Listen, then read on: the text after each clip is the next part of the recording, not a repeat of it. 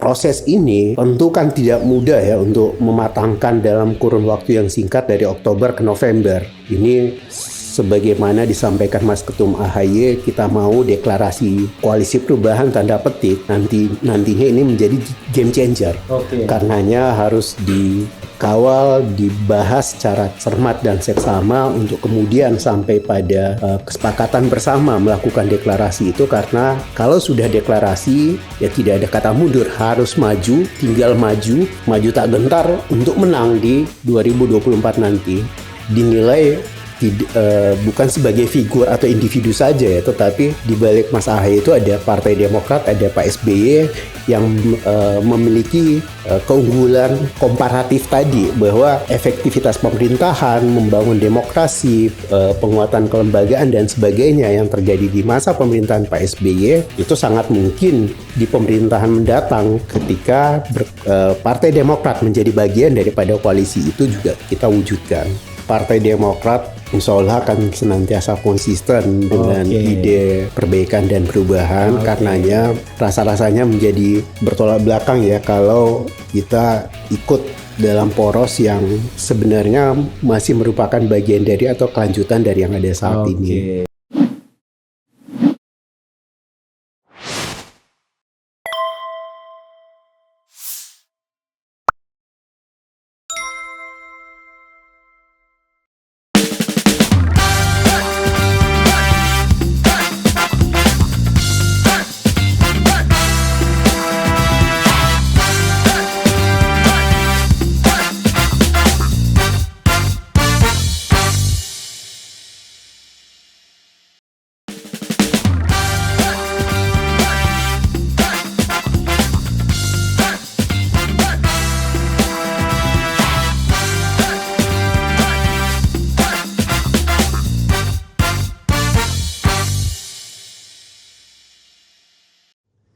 Assalamualaikum warahmatullahi wabarakatuh.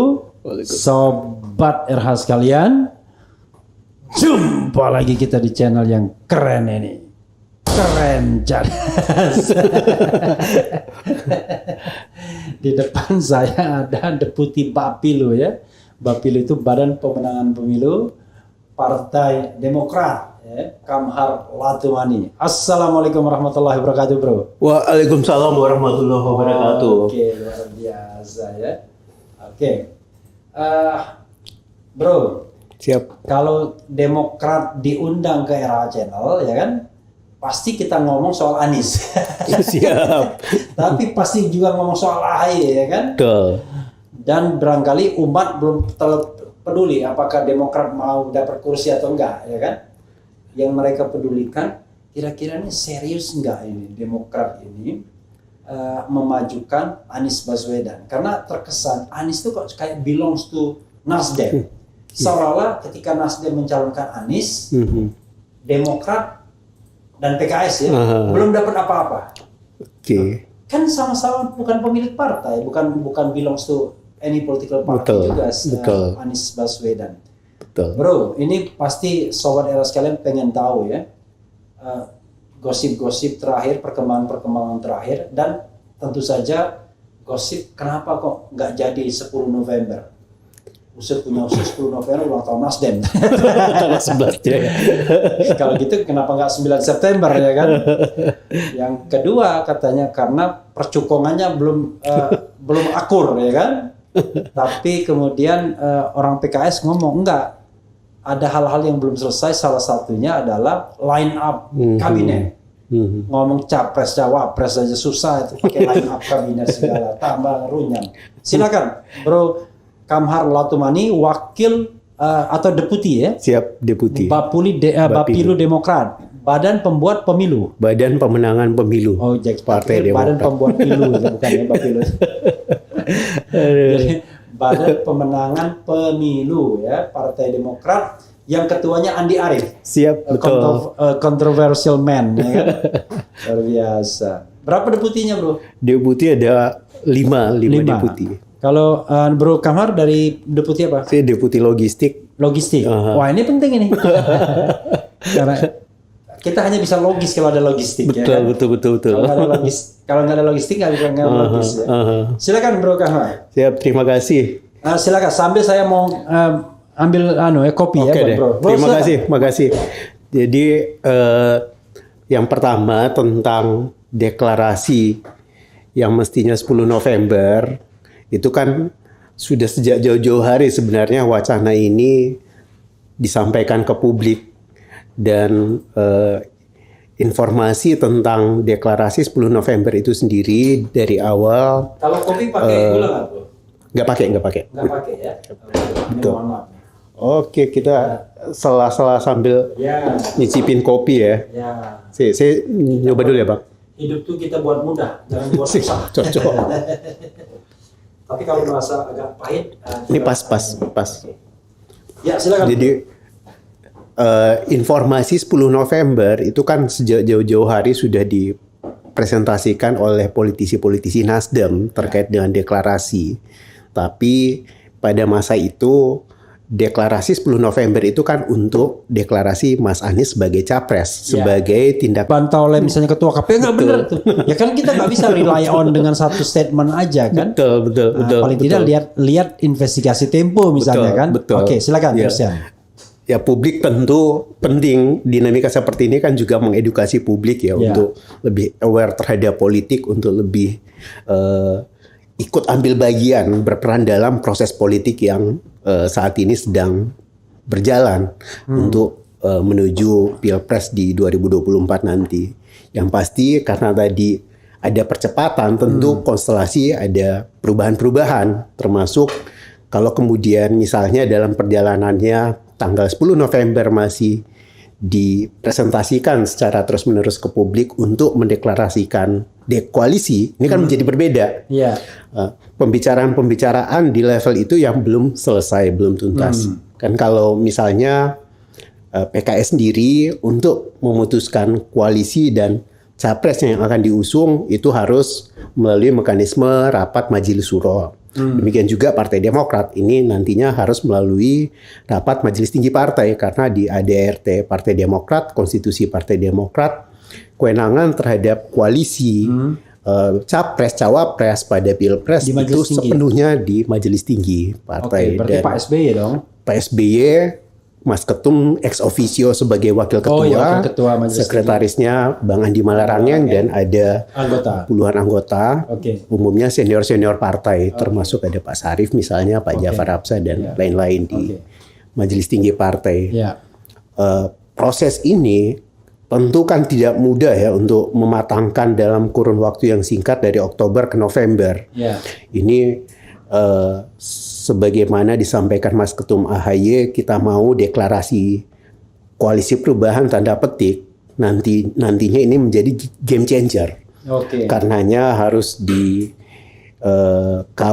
dibahas secara cermat dan seksama untuk kemudian sampai pada kesepakatan bersama melakukan deklarasi itu, karena kalau sudah deklarasi ya tidak ada kata mundur, harus maju, tinggal maju tak gentar untuk menang di 2024 nanti. Jadi itu yang antara lain cerita di balik 10 November. Jadi bukan tidak deklarasi atau gagal deklarasi koalisi, karena memang justru belum ada kesepakatan atau kesepahaman akan mendeklarasikan itu kita terima sebagai sebuah fakta. Tapi saya mau bertanya nih. Saya ini senang nih kalau ada politisi yang tidak merasa terganggu dengan saya. Tapi saya bisa nanya apa aja. Yang susahnya kan belum apa-apa. Sambil kopi ya. Iya, sambil kopi. Belum apa-apa. Waduh, ini hati-hati ini. Enggak, saya tidak punya kepentingan apa-apa kecuali hal yang baik ya. Tadi dibilang koalisi perubahan, ya kan? Kok bisa mengklaim koalisi perubahan sementara kesepakatannya belum ada? Tentu penentuan nama koalisi perubahan juga tidak ujuk-ujuk ya. Partai Demokrat secara konsisten di 2 periode pemerintahan ini ada di luar pemerintah sebagai oposisi, kemudian PKS juga sama. Karenanya sebagai oposisi tentu yang kita presentasikan sebagai tagline kita adalah perubahan, bukan melanjutkan kan. Kalau lanjutkan kan adalah koalisi-koalisi yang ada di pemerintahan. Kok bisa belum sepakat dengan calon presidennya. Kan yang saya bisa pegang, PKS dan Demokrat belum sepakat dengan Anies. Karena belum deklarasi kan. Yang baru sepakat Nasdem. Tapi kok sudah mengatakan sebagai koalisi perubahan. Itu sama seperti KIB bilang koalisi Indonesia Bersatu, calon presidennya tak ada. Lalu mereka mau gabung, mau bersatu untuk apa? Kan bersatu itu pasti untuk capres. Nggak mungkin mereka kerjasama saling memenangkan dan orang bersaing mereka kan. Jadi koalisi ini kan ada dua ya. Setidak-tidaknya ada dua hal yang yang ingin dicapai. Yang pertama karena kita dipaksa harus membangun kerjasama politik untuk memenuhi ambang batas pilpres, presidensial threshold, ya koalisi dalam konteks pemenuhan tiket, berarti itu satu. Yang kedua, tentu kalau perahu sudah ada, harus ada yang menjadi kontestannya kan, yang akan kita kontestasikan pada saatnya nanti, capres dan cawapresnya. Bagi kita, karena Partai Demokrat, Nasdem maupun PKS satu sama lain ini kan nggak bisa ngusung sendiri, harus bekerja sama. Mau tidak mau, kesepahaman awal yang harus kita bangun adalah untuk pemenuhan tiket pilpres ini dulu di 3 partai ini. Dan alhamdulillah sebelumnya kan sudah ada tim-tim kecil yang ditugaskan sebagai perwakilan baik dari Partai Demokrat, PKS maupun Nasdem, dan itu sudah ada kesepahaman tentang nama koalisi perubahan. Saya ini orang hukum.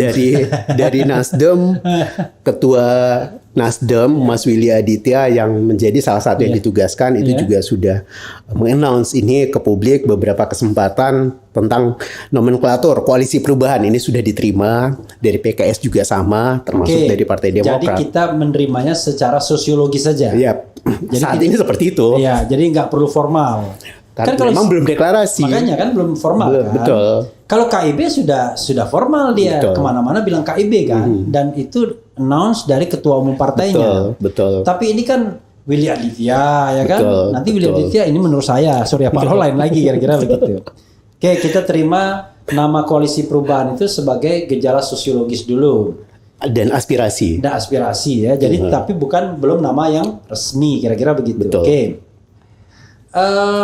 Soal lain juga yang paling mengemuka adalah soal harga, ya kan? Orang selalu menganggap bahwa Demokrat itu harga matinya AHY sebagai cawapres. Kalau AHY tidak cawapres, maka koalisi bubar.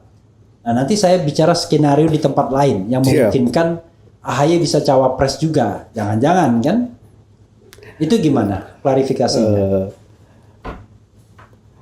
Partai Demokrat di Rapimnas yang lalu sudah menyampaikan kriteria-kriteria yang akan kita usung. Yang antara lain yang punya kapasitas, kapabilitas ya, yang punya elektabilitas, ada yang punya elektabilitas, kemudian chemistry-nya antara capres dan cawapres itu match, kuat, dan bisa menjadi dui tunggal ya. Yang berikut adalah saling memperkuat satu dengan yang lain. Dan ini juga kurang lebih sama dengan kriteria yang disampaikan oleh Mas Anies sebagai capres yang sudah ditetapkan oleh Partai Nasdem. Dia butuh cawapres nanti yang bisa menguatkan dari aspek pemenangan, kemudian mempunyai networking yang baik dengan partai untuk membangun koalisi maupun penguatan serta menjaga koalisi. To unite ya, capacity to win, capacity to unite, dan capacity to govern. To govern untuk itu. Dan pada saat Mas Anies melakukan silaturahmi ke Partai Demokrat beberapa waktu yang lalu juga, khususnya tentang poin pemerintahan yang efektif, ini sudah disampaikan oleh beliau bahwa salah satu kredit poin di pemerintahan Pak SBY 2 periode yang lalu, good governance itu betul-betul berjalan, demokrasi dijaga, dan institusi dijaga, dan ini semua baru terasa setelah berganti rezim dan suasananya menjadi berbeda. Ini baru terasa betapa pentingnya good governance, demokrasi dan sebagainya yang dulu kita rasakan di pemerintahan Pak SBY. Karenanya itu yang ingin dikembalikan dalam pemerintahan yang efektif itu. Kalau dan, saya mau frankly speaking, yang paling saya merasa itu demokrasi ya. Itu kalau di sini kalau sekarang mencekam demokrasinya ya kan. Atau mungkin karena saya sudah ada podcast mungkin ya. Kalau dulu rasanya yang ditangkap tuh cuma Ferry Juliantono aja. Demo BBM ya. Ya, demo BBM. Tapi sekarang banyak banget yang ditangkap ya kan. Oke, silakan. Jadi itu yang disampaikan oleh Mas Anies dan beliau mengapresiasi itu sebagai credit point di pemerintahan Pak SBY dan Partai Demokrat dan ini juga menjadi artinya Mas Ketum AHY sendiri dinilai bukan sebagai figur atau individu saja ya, tetapi di balik Mas AHY itu ada Partai Demokrat, ada Pak SBY yang memiliki keunggulan komparatif tadi bahwa efektivitas pemerintahan, membangun demokrasi, penguatan kelembagaan dan sebagainya yang terjadi di masa pemerintahan Pak SBY itu sangat mungkin di pemerintahan mendatang ketika Partai Demokrat menjadi bagian daripada koalisi itu juga kita wujudkan. Iya, tadi kan pertanyaan saya ya itu value-nya kita terima lah ya kan. Maksudnya orang mengatakan bahwa Demokrat ini pasang harga mati. Kalau tidak cawapresnya AHY, maka bubrah jalan gitu. Jadi kalau pandangan Demokrat, kita mau capres dan cawapres itu saling isi dari sisi elektabilitas, selain syarat untuk berlayar tentunya ya. Makanya ketika ada pernyataan tidak butuh Anies, tidak perlu capres yang populer, ya itu harus kita uji kembali pernyataan itu, apakah popularitas Mas Anies atau potensi elektabilitas Mas Anies saat ini itu sudah cukup atau dan menurut saya kata JK itu salah lah, keliru. Kita memandang berdasarkan hasil survei saat ini butuh figur cawapres yang bisa mendongkrak elektabilitas. Kita mau menang karena aspirasi perbaikan dan perubahan atau perubahan dan perbaikan itu hanya mungkin kalau menang dulu. Iya, tapi begini. Dan justru karena di antara nama-nama yang ada, Partai Demokrat berpandangan Mas AHY salah satu figur yang paling potensial untuk itu, dan ini juga menjadi aspirasi segenap kader pada saat Rapimnas Partai Demokrat beberapa waktu yang lalu. Iya, itu nggak dibantah. Sebagai capres atau sebagai cawapres. Itu nggak dibantah. Tapi maksudnya adalah orang yang masalahkan itu adalah soal kolam. Oke. Jadi kalau misalnya popularitasnya tinggi tapi dari kolam yang sama kan nggak ada gunanya. Nah, orang bicara kolam yang berbeda. Maka kalau saya misalnya, udahlah saya kan frankly speaking aja. Kayaknya persaingannya nih antara AHY dan Hovifah tinggal. Karena kalau Aher selain dia kalah popularitas dengan AHY, itu kolamnya lebih berimpit lagi, ya kan? Kolamnya kanan-kanan tuh. Ya kan? Kanan plus kanan, ya kan? Jawa Barat plus Jawa Barat gitu. Indonesia Barat plus Indonesia Barat gitu. Nah, AHY paling tidak masih ada unsur Jawa Timurnya, asal SBY. Jawa Tengah. Pak Sarwedi Wibowo.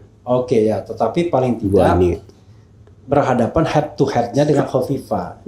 Kalau kita lihat survei di head to head kan begitu. AHY tetap unggul dibandingkan Hovifah kan. Betul. Tapi kalau sama Ridwan Kamil bisa menang bisa kalah. Tapi Ridwan Kamil kan sama juga satu kolam juga. Nah, persoalannya adalah kan kita tidak hanya butuh head to head-nya cawapres, tapi ketika dia dipasangkan dengan Anies, apakah dia punya capacity to win apa enggak? Betul. Nah, sekarang pertanyaannya adalah kembali kalau seandainya keputusan Anies misalnya dia setelah menimbang soal capacity to win, kan yang paling penting kan duluan itu menang. Hanya dia pilih Hovifah gimana? Betul. Ya, itu tadi yang apa sih yang menjadi ukuran yang paling bisa diterima secara rasional ya untuk capacity to win tadi. Antara misalnya kalau taruhlah diperhadap-hadapkan antara Anies Hovifah dan Mas AHY. Dari sisi ya kita tahu betul bahwa kebutuhan untuk mengisi ceruk politik Mas Anies adalah Jawa Timur, Jawa Tengah untuk Jawa ya. Dan kita Pokoknya berpandangan kalau menang bahwa Jawa udah menang semua. bahwa betul kalau di Sumatera kan insya Allah Mas Anies sudah Ya. cukup baik, Ya. Sulawesi juga sama, Ya. Kalimantan, ya Indonesia Timur masih harus ditingkatkan lagi ya. Untuk Jawa kan kita berdasarkan mapping kita ya dari Bapilu bahwa kalau DKI kan insya Allah udah, Jawa Ya. Barat, Sudah, ini Mas Banten Anies, udah, AHY, oke. Banten juga cukup, ini sama nih. Walaupun Kurang berhadapan sama walaupun Prabowo di situ kan, Betul, tetap betul, aja. betul. Perebutannya dengan Pak Prabowo. Untuk Jawa Timur dan Jawa Tengah ya Mas AHY punya potensi untuk itu. Pertama 2004-2009 Pak SBY juga di daerah ini menang dan ini juga daerah asal Pak SBY untuk Jawa Timur, kemudian Jawa Tengah sendiri daerah asal Ibu Ani, Pak Sarwoedi Wibowo kakek Mas AHY. Iya. Ya Pak Sarwoedi kita tahu bersama salah satu jenderal legendaris asal Jawa Tengah kan, Iya. yang cukup populer dan ini adalah potensi yang bisa dikapitalisasi. Generasi milenial udah nggak ingat lagi tuh gitu-gitu. Nah, itu memang yang harus kita presentasikan. Sama penyanyi lama aja yang masih eksis aja udah inget. Itu yang kita nggak tahu lagu baru, lagu lama kita taunya. PR kita itu untuk bagaimana mengkapitalisasi, mempresentasikan semua potensi kapital politik, sosial kapital di Jawa Timur, di Jawa Tengah tadi. Karena ya kita juga optimis, kita punya instrumen untuk itu, saluran untuk itu. Kita punya struktur partai yang kemarin Mas Ketum AHY di Jawa Tengah maupun di Jawa Timur, di Jawa Tengah yang sudah dilantik di ribuan pengurus Partai Demokrat sampai level pengurus PAC. Artinya kalau ya, misalnya kita punya infrastruktur untuk itu. Artinya kalau tiba-tiba infrastruktur lain mengatakan ini jauh lebih workable, bisa jauh lebih bisa menambah capacity to win misalnya. Berdasarkan hitung-hitungan yang rasional, Betul. yang bisa dipertanggungjawabkan. Gimana sikap Demokrat? Ya, Let's say ambil Hovifah. prinsipnya Ada buat perempuannya, Partai ada Demokrat NU-nya, yang gitu. paling utama adalah menang. Kita mau menang di Pilpres 2024 nanti karena ide perubahan dan perbaikan itu menjadi nonsen kalau kita tidak peroleh kemenangan itu kan. Makanya yang paling utama memang menang. Iya. Dan inilah Artinya yang Anies kita menang kerjakan kan saat kemenangan ini. Demokrat kan? Ya tentu poros perubahan atau koalisi perubahan ketika Partai saya Demokrat khawatir kalau telah Anies menang, dianggap nggak mengikrarkan menang. diri untuk itu berarti kemenangan bersama kan. Oke. Karena ini berkali-kali ditegaskan oleh Mas Ketum AHY ketika kita telah mengikrarkan diri untuk ikut dalam kerjasama politik atau poros koalisi ini, tentu kita akan bersungguh-sungguh dan bertanggung jawab untuk memastikan agenda pemenangan itu dilakukan oleh semua tanpa ragu-ragu, dengan sepenuh hati dan tidak ada lagi istilahnya kata mundur. Oke. Jangankan mundur ya, ragu-ragu aja nggak boleh karena ragu-ragu itu udah pasti kalah. Oke. Jadi kesimpulannya? Kesimpulannya adalah saat ini masih berproses. Ya. Ini bagian dari ikhtiar untuk mematangkan baik itu koalisi perubahan sendiri maupun pasangan capres dan cawapresnya ya. Tentu kita berharap yang terbaik untuk semua. Oke. Untuk bangsa dan negara, untuk ide perbaikan dan perubahan itu sendiri. Oke, jadi sobat daerah sekalian, kalau tidak dijawab secara jelas, itu memang masih ragu-ragu. Padahal pertanyaan saya adalah, seandainya ya, setelah perhitungan yang rasional, yang bisa dipertanggungjawabkan itu mengatakan bahwa wakil presidennya bukan AHY ya, gimana sikap Partai Demokrat? Kan begitu. Ya, kan cuma satu kata, Betul.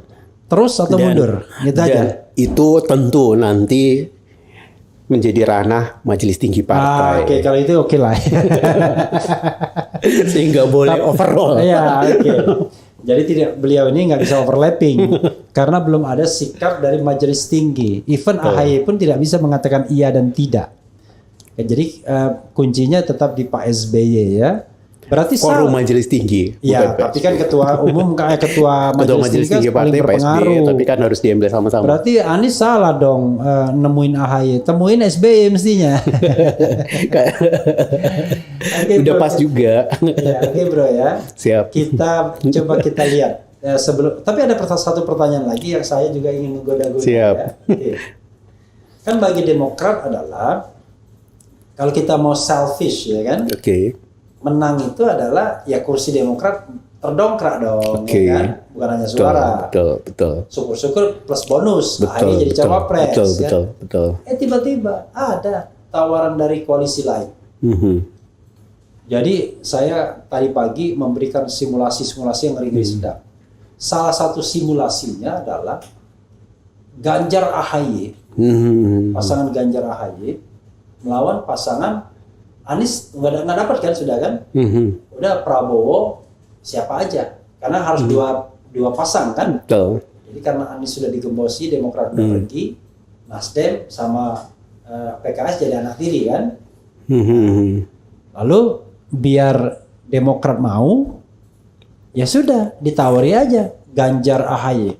Ganjar AHY melawan Prabowo, let's say Prabowo siapa misalnya, Prabowo Erick Thohir misalnya, atau Prabowo Caimin misalnya. Itu kan pasti menang Ganjar sama AHY. Gimana? Kalau misalnya jangan-jangan ditiru aja sih. Itu kan istana. Sekarang kan kita ini punya the common enemy, punya musuh bersama. Betul. Makanya saya bilang terima kasih Pak Prabowo sama Anies. Gara-gara Anies, Prabowo itu jadi teman dengan apa? Udah dimention ya berkali-kali. Dengan relawan Jokowi dan lain sebagainya dimention oleh presiden. Saya nggak bisa membayangkan dua kali jadi berhadapan begitu. Tapi karena ada Anies as the common enemy, maka Prabowo kelihatan baik jadinya kan. Itu. Jadi alternatif. Iya, Mahfud juga kelihatan baik padahal ketua tim suksesnya Prabowo di 2014 misalnya. Betul. Gimana? Yeah. Itu kan sudah memenuhi itu. Nanti dibilang sama kekuasaan, tapi saya ingin kita kasih kursinya. Saya tidak mau berandai-andai. Itu, tapi pandangan saya pribadi bahwa Partai Demokrat insya Allah akan senantiasa konsisten dengan ide perbaikan dan perubahan. Karenanya rasa-rasanya menjadi bertolak belakang ya kalau kita ikut dalam poros yang sebenarnya masih merupakan bagian dari atau kelanjutan dari yang ada saat ini. Itu pandangan saya pribadi. Tetapi harapan kita begitu juga ya, Majelis Tinggi Demokrat. Jadi walaupun di Ono mendapatkan jaminan ya kan, karena kan sudahlah kita tahu kan pemilu kurang dan curangnya banyak kan. Betul. Jadi Anda mau berapa kursi? Nanti kita usahakan nanti kan. Betul. Kalau sudah head to head, kita usahakan siapa yang menang siapa yang kalah udah di tangan kita. Nanti yang kalah pun kita akan rekrut ke dalam kabinet. Yang sudah sih begitu. Tapi kan banyak kita kasih kompensasi misalnya gitu, ya kan? Itu kan godaan yang luar biasa. Betul. Tapi tadi saya sampaikan sebagai pandangan pribadi sesuai dengan diskusi kita selama ini di Bapilu, bukan tidak pernah mencoba mendiskusikan atau mensimulasikan alternatif. Pernah kita diskusikan dan ya karena tentu semua punya pandangan yang beda-beda. Karena alternatif lain bisa juga. Betul. Tapi PKS yang digoda. Betul. PKS Prabowo Aher. Betul. Bubar dong Demokrat Nasdem cari selamat masing-masing. Makanya kalau saya pribadi sih optimis dan punya keyakinan yang tinggi bahwa Nasdem, PKS maupun Partai Demokrat ini tentu bukan tidak ada upaya untuk menggoda ya, banyak dan dengan beragam macam model pendekatan. Baik yang sudah sampai ke publik maupun yang belum diketahui oleh publik, upaya-upaya untuk menggagalkan atau menggoda partai-partai ini untuk membangun poros koalisi perubahan itu. Tapi saya optimis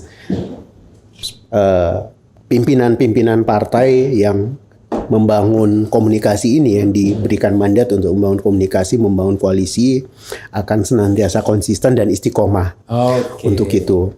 Jadi kita dalam berbagai kesempatan sih pimpinan partai juga sering menyampaikan ya memang prosesnya ini harus cermat dan seksama, tidak boleh buru-buru karena kalau sudah kita declare ini menjadi game changer ya kita sabar menantikan itu, insya Allah akan indah pada waktunya. Itu berbagai kali disampaikan. Jadi ada masa indahnya akan tiba juga nanti. Insya Allah akan tiba waktunya. Memang prosesnya agak panjang ya. Tapi memang juga waktu yang tersedia untuk itu juga masih panjang. Masih panjang. Oke, jadi nggak perlu buru-buru ya. Betul. Jadi sahabat era sekalian, yang kita percayakanlah kepada SBY ya, Pak SBY orang yang memang sudah sangat berpengalaman. Betul. Ya, kapan timingnya dan lain sebagainya. Ya.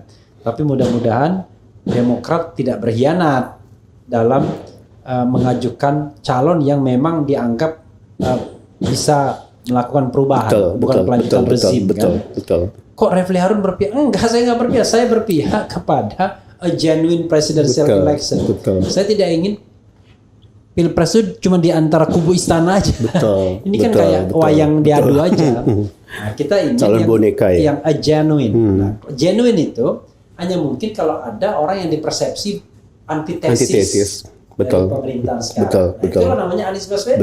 Betul. As the common enemy, ya, terutama bagi para buzzer. Refli Harun cuma hadir 411, nonton aja udah ribut. Padahal kita cuma nonton doang. Ya? Nonton sama nyari konten. Oke ya. Soalnya masa sekarang ini kita rindu juga masa pemerintahan SBY yang tidak banyak nangkap orangnya, cuma Ferry Juliantono aja. Bro, coba kita bacakan komentar Sobat RH terkait dengan ini ya. Tapi sebelumnya saya mau tanya, sebagai Deputi Bapilu ya. Siap. Itu sekarang kan Demokrat 54 kursi ya. Oke, di DPR. Sebelumnya berapa kursi ya? 63. 63 kursi. Sebelumnya 148. 148. Betul. Bayangkan, sebelum 148 57 atau 50 something lah. Waktu 7% itu? Iya, 2004. Berarti ini yang the lowest kursinya ini paling rendah. Betul, ya kan? betul. Kan berarti kan kepentingan Partai Demokrat adalah juga mempertinggi kursi kan ya? Betul. Target ke depan berapa kursi sudah ditetapkan? Targetnya Partai Demokrat itu semua dapil bisa terisi. Kalau saat ini 80 dapil dan akan ada penambahan 3 provinsi baru ya, berarti 83 dapil. Targetnya kurang lebih 83 kursi. 83 kursi. Itu bisa saja dari seluruh dapil atau mungkin ada dapil yang penambahan anggota DPR gitu. Betul. Jadi sudah ada penambahan tapi rendah kursinya. Berarti jatuhnya banyak. 575 sekarang ya. Saat ini 575, nanti tambah 5 kursi kan jadi 580 ya. Oke. Penambahan 580. Jadi target kita sih kurang lebih di 15%, 14-15%. Dan alhamdulillah hasil survei Litbang Kompas yang terkini kan kita sudah capai 14%. Itu belum ada deklarasi capres-cawapres, belum ada deklarasi koalisi. Kita sudah sampai pada level itu, dan kalau dibandingkan dengan survei Litbang Kompas 5 tahun ke belakang atau 5 tahun ke belakang lagi sebelum Pilpres, ini berada pada hasil survei yang tertinggi saat ini ya, di luar 2009. Di luar 2009. Tentu yang paling mungkin kita jadikan sebagai acuan kan hasil survei ya. Tentu tiap-tiap lembaga survei juga ada beda-beda hasil. Dan ya kita masih percaya selama ini hasil survei Litbang Kompas itu cukup kredibel. Dibandingkan survei yang berbayar ya. Saya nggak bilang nama loh. Memang survei kan nggak mungkin nggak bayar. Betul. Bro, mau lagi bro. Thank you. Ini kopinya enak nih. Oh iya, saya suka. Ini keren cadas ini kopinya. Kental banget. Lagi. Boleh, siap. Saya di rumah juga kopinya yang kopi tubruk kayak gini sukanya. Tanpa gula, jadi benar-benar kopi. Kopinya keren cadas. Kopi keren cadas. Ya. Kita bacakan bro ya. Beberapa komentar dari Sobat Era sekalian. Ini kelebihan di RH Channel ini live dia. Jadi karena live harus dekat-dekat ininya, kalau enggak nanti nggak kedengeran orangnya ngomongnya apa. Walaupun kita santai sambil ngopi. Hadir Bung RH, cadas ya. Saya yakin akan berkoalisi 3 partai ini. Jadi nanti bro bisa jawab secara umum atau secara spesifik ya. Saya bacakan dulu. Cuma pemenang yang bisa menulis peradaban dan sejarah. Luar biasa ya. Bung Hera, menurut saya Pak Jokowi cuman ngasih angin surga sama Pak Prabowo. Aslinya Pak Jokowi dukung Ganjar, sepertinya begitu. Itu oke lah, itu soal lain ya. Tidak ada peradaban, tidak ada sejarah. lagi nih. Udah jangan memaksa. Nggak ngerti saya. Sejarahnya tidak ada pemenang ya. Bismillah, Jatim Juanda Internasional hadir Bang RH. Semoga koalisi tetap solid. Keluarga saya besar sudah tak bagi tiga. Nasdem, PKS, Demokrat. Kami mohon kepada para pimpinan partai R1 ARB amin. ARB ini Abu Rizal Bakri maksudnya. Anies Rashid Baswedan ya. Anies Rashid Baswedan ya. Karena ARB itu Abu Rizal Bakri. Kalau dia ABW maunya Anies Baswedan. Ya kan. Nggak mau dia dibilang ARB karena ARB sudah identik duluan ya. Oke. Semoga Demokrat bergabung dengan PKS dan Nasdem demi Indonesia lebih baik. Assalamualaikum Bung Era, keren cadas ya. Keren cadas tuh kepengen presiden cakap, adil dan cerdas ya. AHY mati aja bilang, nggak ngerjelas ini ya. Oke. Cuma lain sama. Lain demokrasisi, lain amerikanisasi. Apa tidak Pancasila, nggak jelas nih. Ayo Demokrat, deklarasikan dulu Pak Anies. Jangan terlalu lama ya. Relawan menunggu demi bangsa dan negara ya kan. Kayak lagu dangdutnya nanti lama-lama diambil orang. Diambil orang ya. Tapi memang dia butuh diambil orang sekarang karena 20%-nya kan belum. Betul. Gitu ya. Sari Ono kowe ngomong opo tole. Apa Sari Ono tuh yang mungkin anunya ya. Bang Refli AHY nggak cocok cawapres, cocoknya capres, cawapresnya Anies. Wah, ini pasti AMKC update ini luar biasa ini. Ya mengadu domba ini. Mending mungut dari non partai aja biar koalisi kagak pecah. Nah itu juga perlu ya. Koalisi beradab, bersih, akal dan berintegritas. Bersih, akal dan berintegritas. Luar biasa ya. Oke. AHY mau koalisi kalau Demokrat mungkin cawapresnya. Oke. Logika politik Demokrat mandek di jalan. Oke. Apalagi AHY masih mentah. Nah, ini nanti kita harus ini ya.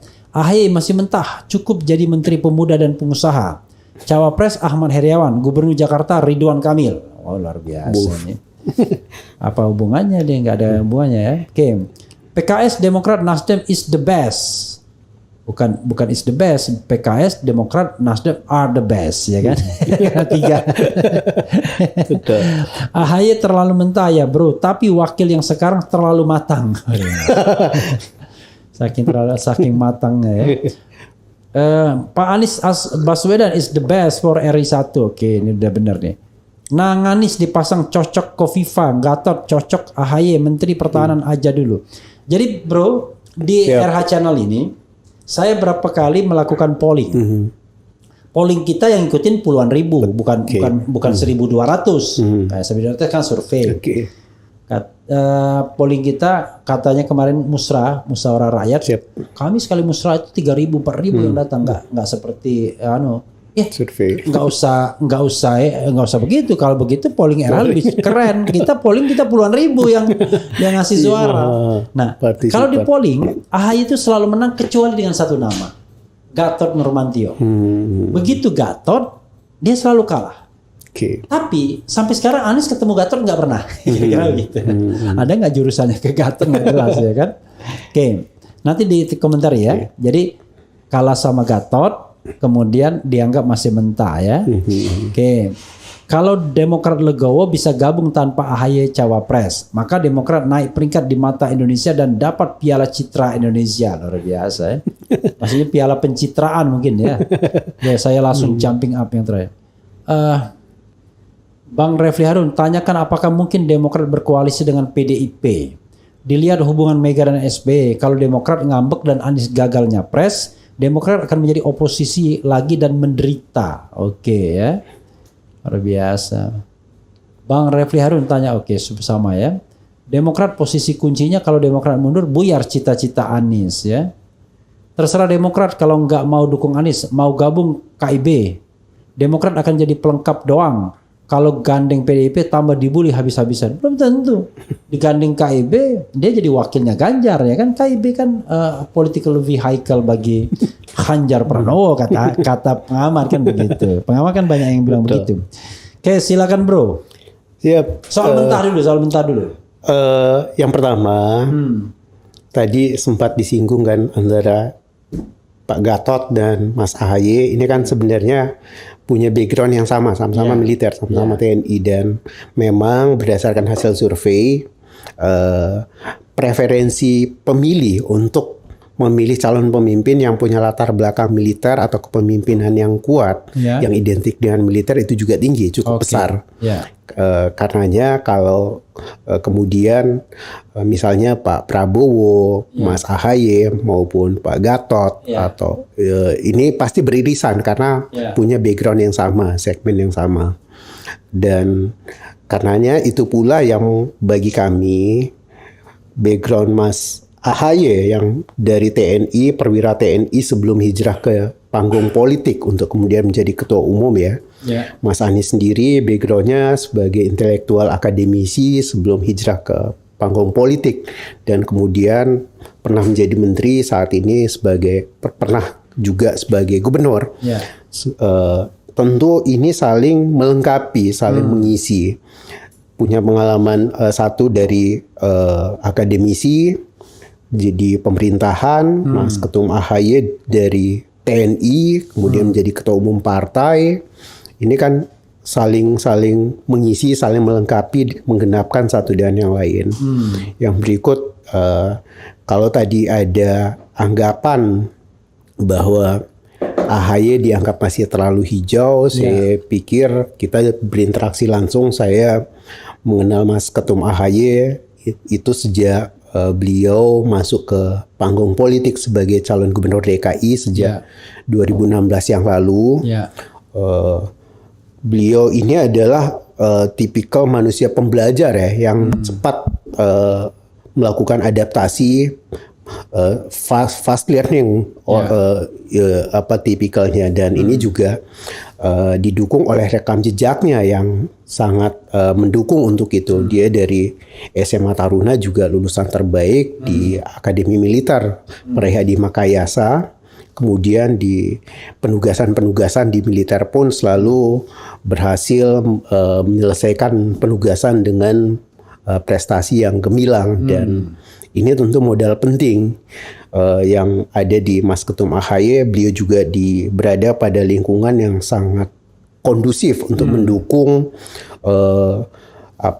proses yang saat ini sedang diikhtiarkan untuk masuk di pemerintahan kalau insya Allah nanti mendapatkan mandat rakyat ya. Ada Pak SBY sebagai the best mentor, dan ada banyak networking yang dimiliki oleh beliau yang bisa menopang dan mendukung untuk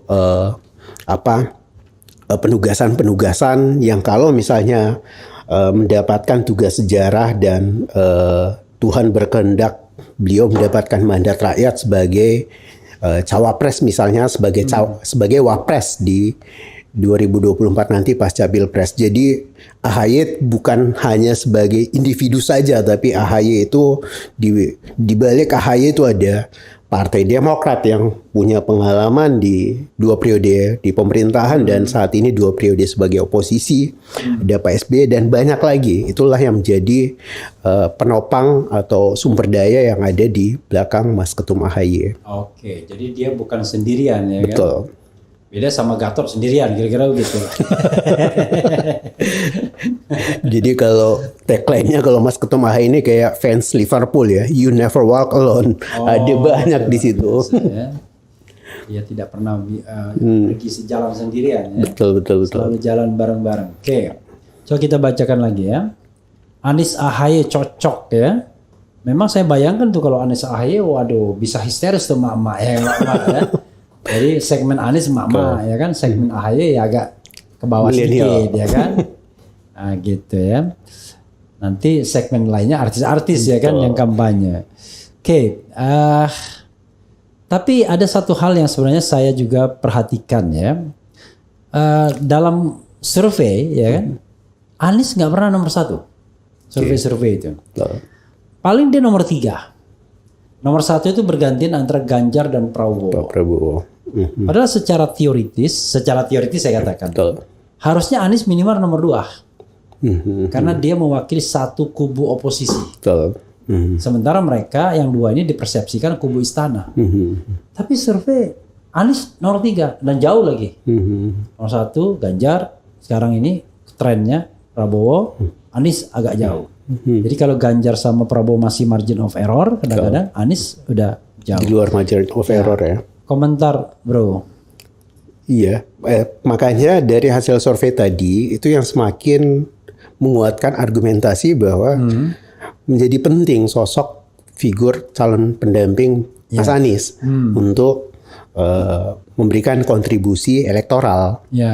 Termasuk tadi pada kalau kita bedah dari aspek geopolitiknya, di Mas Anies bisa ngambil di mana, calon pendampingnya bisa ngambil basis dukungan di mana, background Mas Anies sendiri sebagai orang yang dulunya akademisi, kemudian di pemerintahan, tentu butuh background calon pendamping yang bisa mengisi untuk itu, termasuk juga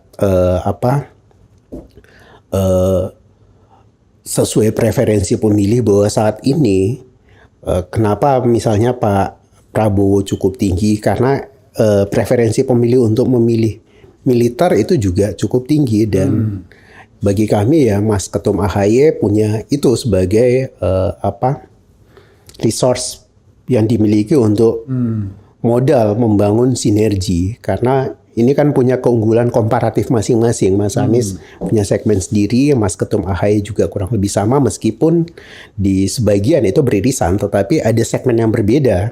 Satu, tentu kalau misalnya Mas Anies saat ini cenderung dipersepsikan kanan ya oleh pihak-pihak tertentu, Mas Ketum AHY nggak mungkin, backgroundnya TNI, silsilah keluarganya jelas semuanya kan, itu sebagai penjaga Pancasila dan sebagainya. Karenanya ini menjadi penting bagi kita untuk betul-betul menemukan paket pasangan. Kalau nggak AHY siapa coba yang bisa menutupi itu? Itu pertanyaannya. Iya, pertanyaannya adalah kalau dalam politik Indonesia itu kan Anda kan dianggap tidak Pancasilais, dianggap terlalu kanan itu kalau Anda Islam modernis, ya kan? Ya kan? Tapi kalau Anda Islam tradisional, ya kan Anda kan nggak dicurigai gitu. Bahkan dianggap sebagai sumber kekuatan nasionalis, ya kan begitu, geopolitik kita begitu kan. Itu persepsi yang terbangun ya. Iya, jadi kalau misalnya kanan itu makanya dibilang ada Islam kanan, ada Islam kiri, gitu. Ada Islam kanan yang Islam, kalau dalam tanda kutip, ada Islam kiri yang Islam nasionalis kan. Gitu. Jadi maksud saya ketika masuk nama Khofifah juga tidak dicurigai juga sebagai kanan plus kanan. Mana orang berpikir kanan plus kanan kiri. Itu yang menjadi unik sebenarnya. Iya, jadi unik ya kan. Karena kelompok Islam tradisional tidak pernah dicurigain. Yang dicurigain itu kelompok Islam modernis ya kan. Oke. Coba kita cari lagi, kita bacakan lagi ya. Saya pribadi sebenarnya ya khawatir saja koalisi ini tidak jadi ya. Koalisi ini tidak jadi, itu yang jadi persoalan. Karena terakhir kesan saya ketika Demokrat terkesan mendorong AHY, PKS nggak mau kalah. Kalau gitu saya dorong AHY juga, dia bilang.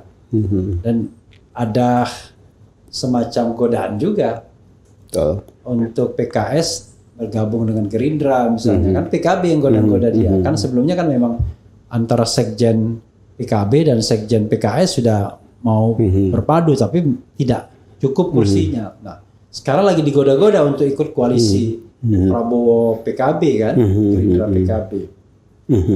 Jadi ada kesan bahwa jangan-jangan nggak akan jadi, bubarnya gara-gara masing-masing ego gitu, masing-masing egois. Iya, makanya beberapa hari terakhir ya, 2 hari terakhir lah, itu kan sempat viral video yang sudah dikutip oleh beberapa media yang juga sudah dapat tanggapan dari beberapa petinggi partai, termasuk Bung Hasto misalnya, tentang 3 serangkai Soekarno-Hatta Syahrir, dan kita mencoba untuk menerjemahkan bahwa 3 serangkai itu sebagai semangat ya, tanpa mengesampingkan peran dan jasa para founding fathers atau pahlawan yang lain, tetapi mereka bertiga mampu mengesampingkan ego-ego untuk kemudian membangun kolaborasi dan sinergi, mencari jalan keluar untuk kemerdekaan. Dan di saat ini di poros koalisi perubahan itu ada Mas Anies, ada Mas Ahaye dan Mas Aher. Oke. Ketiganya ini yang kita membangun imajinasi bahwa mereka ini berada pada situasi yang sama sebagai tiga figur sentral di koalisi perubahan. Yang Soekarno siapa, yang Sahri siapa, yang Hatta siapa? Ini lebih pada kita tidak mau terjebak pada capres cawapres, tidak di situnya, tetapi pada semangat tiga serangkai ini untuk mencari jalan keluar atas persoalan yang ada saat ini. Karena kurang lebih sama, kita negara kaya tapi kemiskinannya masih tinggi, mencari pekerjaan susah, PHK di mana-mana, tetapi tenaga kerja asing itu semakin banyak di daerah-daerah pertambangan di Sulawesi, di Maluku Utara. Kita bicara Cina ya, bicara Cina sebagai negara ya, bukan Cina sebagai etnis. Ya? Betul. Kita punya pemimpin yang lahir dari demokrasi, proses demokrasi, tetapi justru berupaya untuk tanda petik mematikan demokrasi, mengkerangkeng demokrasi, itu yang terjadi. Bahkan lingkar dalam kekuasaan tanpa ragu-ragu mempertontonkan berkali-kali upaya membegal demokrasi atau membajak demokrasi.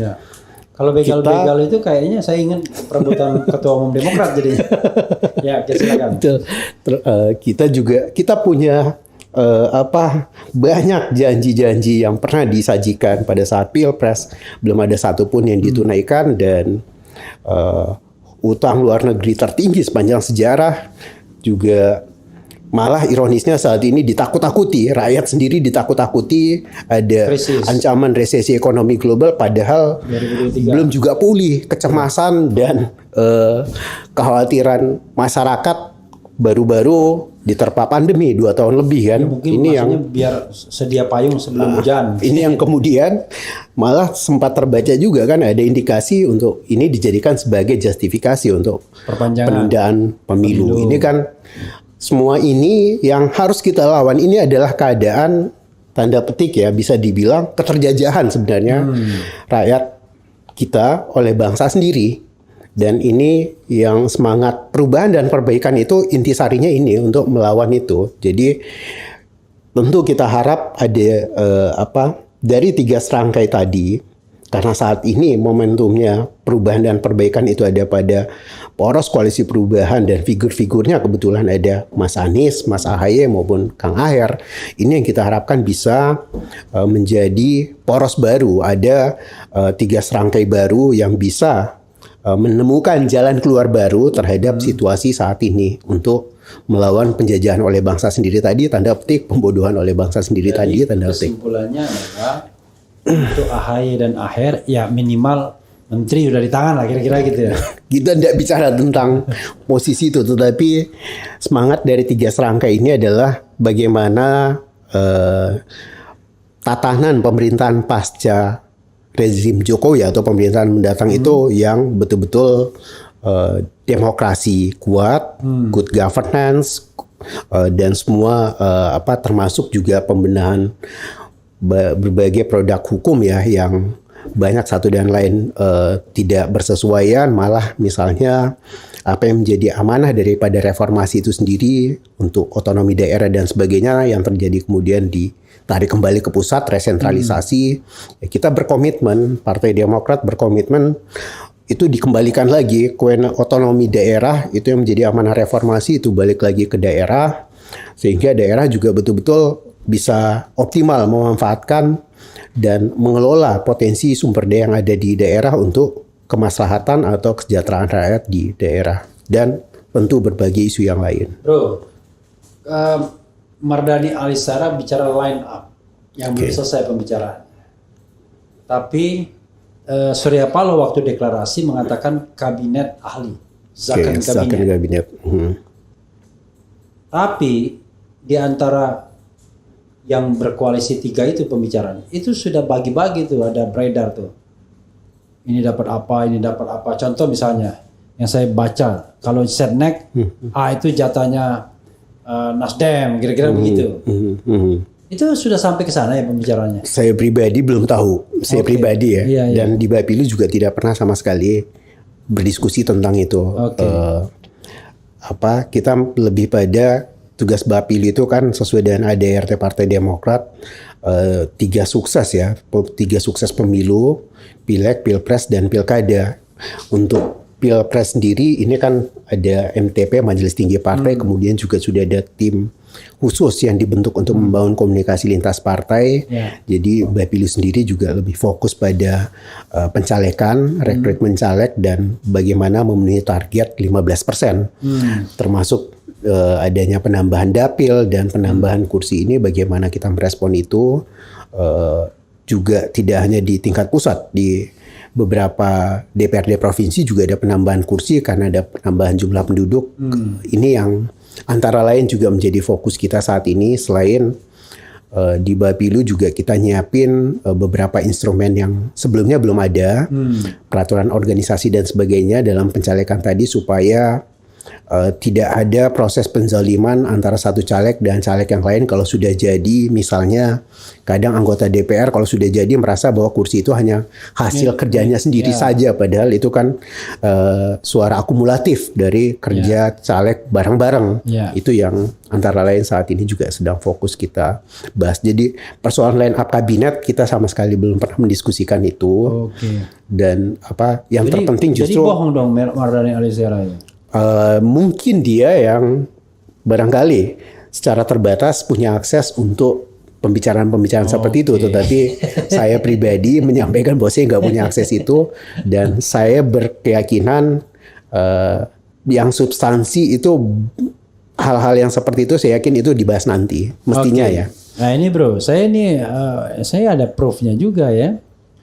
Nih, Demokrat sebut invisible hand. Halangi koalisi dengan Nasdem PKS, ya kan? Minggu kemarin, Deputi Bapilu DPP Partai Demokrat Kamhar Lakumani menyebutkan ada pihak-pihak yang tidak terlihat, invisible hand, yang mencoba menghalangi terbentuknya koalisi perubahan. Yang dimaksud Kamhar adalah koalisi Demokrat Nasdem PKS untuk pemilu 2024. Itu yang Anda maksud dalam lingkungan 3 partai itu atau di luar partai? Invisible hand ini faktor eksternal ya. Ini kekuatan dari eksternal yang kalau di internal sebenarnya udah selesai semuanya. Pembicaraan di level internal PKS, kalau di internal partai internal Nasdem, visible hand ya. Itu udah visible semuanya, udah terang benderang kan. Sudah menjadi keputusan misalnya di Partai Demokrat, dan ya Mas Anies sudah pernah berkunjung ke DPP Partai Demokrat, pertemuan antar petinggi partai antara Partai Demokrat, Nasdem dan PKS juga sudah berkali-kali. Kunjungan Anies ke Demokrat itu ya. Sudah siap dengan yel-yelnya sama kaosnya. Nah, itu kebetulan ada relawan yang itu kan sebenarnya pertemuan yang dadakan. Sehari sebelum, sore, besok pagi pertemuan, sore baru ada gercep juga pemberitahuan. Berarti gercep. Artinya piranti-piranti itu sebenarnya sudah ada, tinggal utilisasi ya. Betul, karena bukan dia nyablon pada malam hari itu, bukan ya. Sejak jauh-jauh hari aspirasi perubahan, perbaikan, kemudian figur Mas Anies, Mas Ahaye sebagai representasi daripada aspirasi perubahan perbaikan itu sendiri sudah mengemuka. Bahkan jauh-jauh hari sebelum Rapimnas, misalnya DPD Partai Demokrat DKI Jakarta kan sudah pernah mengannounce itu pada saat pelantikan pengurus Partai Demokrat Provinsi DKI Jakarta. Dan ketika kita juga melakukan kunjungan-kunjungan ke daerah, penugasan-penugasan partai, sering mendengarkan aspirasi ini dari kader-kader Partai Demokrat di berbagai daerah di Indonesia. Untuk Anies gitu ya? Untuk Mas Anies, Mas Ahaye. Oh sih.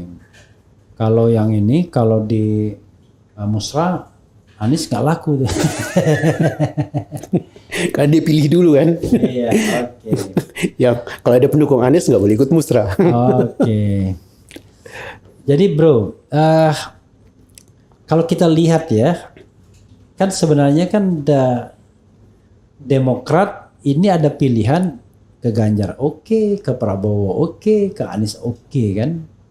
Cuma bedanya kalau misalnya ke Ganjar dia belongs to political party ya kan. Ke Prabowo juga begitu. Kalau ke Anies kan nggak ada warnanya kan.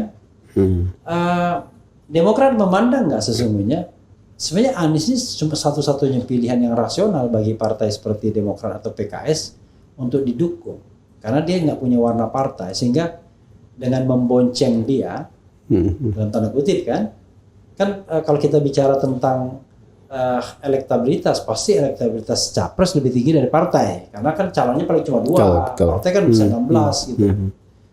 Berpikir nggak misalnya bahwa Demokrat itu nggak ada pilihan lain seperti Nasdem misalnya, ya cuma Anies saja karena yang lainnya orang partai semua, masa mau nyalonkan orang partai lain? Buat Partai Demokrat dalam diskusi internal kita ya, tidak ada soal dan persoalan capres atau cawapres itu punya background partai politik atau tidak, karena kita juga sadar bahwa partai politik itu kan sebagai pilar keempat demokrasi, justru salah satu fungsinya adalah rekrutmen dan kaderisasi kepemimpinan. Bukan dari partai sendiri. Kita nggak pernah mempersoalkan background kepartaian tadi, karenanya sepanjang AHY jadi cawapresnya gitu.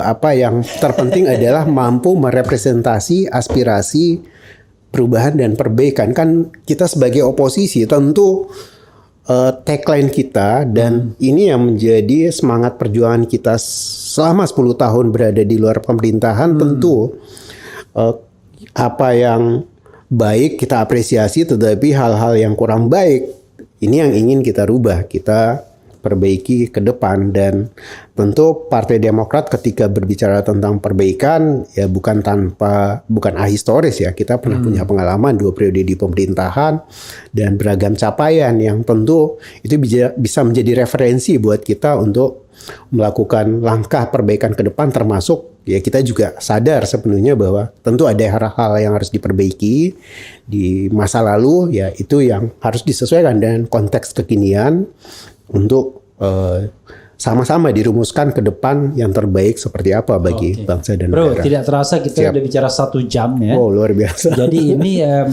podcast threshold.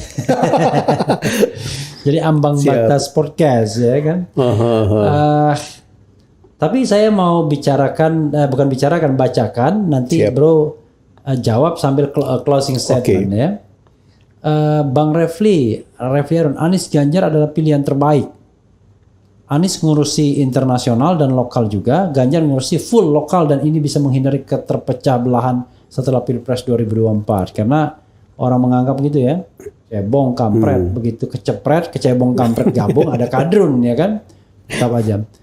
Masalah cawapres serahkan saja sama Pak Anies ya, itu yang dikatakan Surya Paloh kan. Why not the best ya kan? Skenario oligarki hanya 2 pasangan saja, Prabowo kuat dan Erlangga bebas jika Anies gagal nyapres. Tapi kalau Anies jadi diusung, maka semua partai kekuasaan bersatu melawan Anies dengan mengusung Prapuan. Prapuan itu Prabowo Puan ya. Kemudian Muldoko juga pengen tuh. Muldoko kan juga mau deklarasi ya. Lebih berpeluang menang kalau Anies milih wakil luar partai, peta perolehan suara jadi lebih luas ya kan. Yang saya khawatirkan emang begitu, Jokowi dukung Prabowo disuruh berpasangan sama Ganjar. Waduh berabe. Orang mengatakan kalau Prabowo dipasang sama Ganjar selesai ya. The game is over. Ya kan? Tapi ada juga bilang Anies Ganjar di sini. Ada bilang, Anies AHY, itu yang dia dukung. Gatot Menko Polhukam, penasihat para pemimpin parpol, koalisi, menteri-menteri, para ahli dan dari parpol koalisi plus tokoh-tokoh ahli yang keren, cadas, luar biasa ya kan. Anies AHY paling ideal, orang yang punya tanggapan miring tentang AHY hanya pengganggu biar AHY tidak dipilih jadi wapres.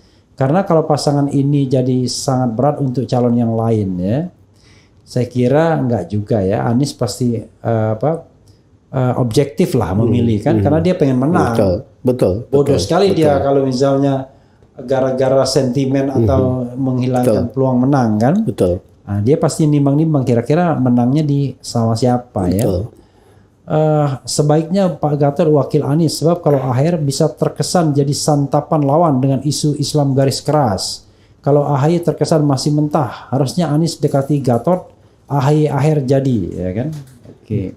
Nggak ngerti, jadi titik-titik mungkin jadi menteri mungkin maksudnya. Bila Anies berpasangan dengan Ganjar, koalisi berbondong-bondong ke Gerindra bro. Malah terbaliknya ya. Oke, kalau kita baca terus dia nambah terus soalnya komentarnya. Oke, satu kali lagi ya. Ayo suarakan semua, kita desak Demokrat dan PKS segera deklarasikan Anies biar tiket capres itu sudah tidak diragukan lagi. Biar tidak ada yang mengganggu lagi untuk berkoalisi. Jadi jangan sampai kemudian tiba-tiba sudah disambut di Medan, sambut di mana-mana, ya pidato di mana-mana, diundang di mana-mana. Terakhir balik nyalonkan sebagai gubernur DKI lagi. Karena tidak dapat di capres ya. Oke, ya kita doakan yang terbaik ya buat bangsa dan negara kita. Bro silakan dijawab secara umum dan closing statement ke sana. Oke, jadi kita berharap semua sampai saat ini kita semua berikhtiar ya untuk membentuk poros koalisi perubahan ini, dan sekali lagi karena ini menjadi bagi kami akan menjadi game changer ketika dideklarasikan. Tentu harus dengan cermat dan seksama proses ini kita kawal, karena apapun itu aspirasi perubahan dan perbaikan itu baru bisa terrealisasi kalau kemenangan diperoleh.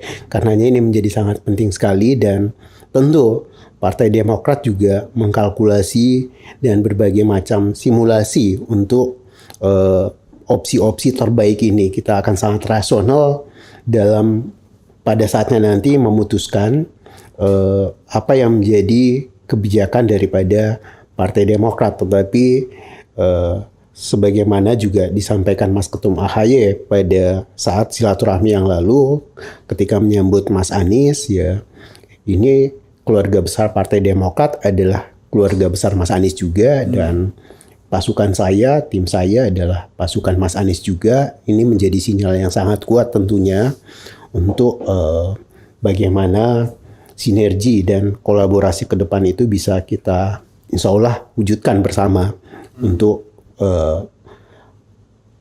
perubahan dan perbaikan itu. Itu yang menjadi komitmen kita. Jadi kita tunggu, sabar. Memang ini harus prosesnya dilakukan secara cermat dan seksama.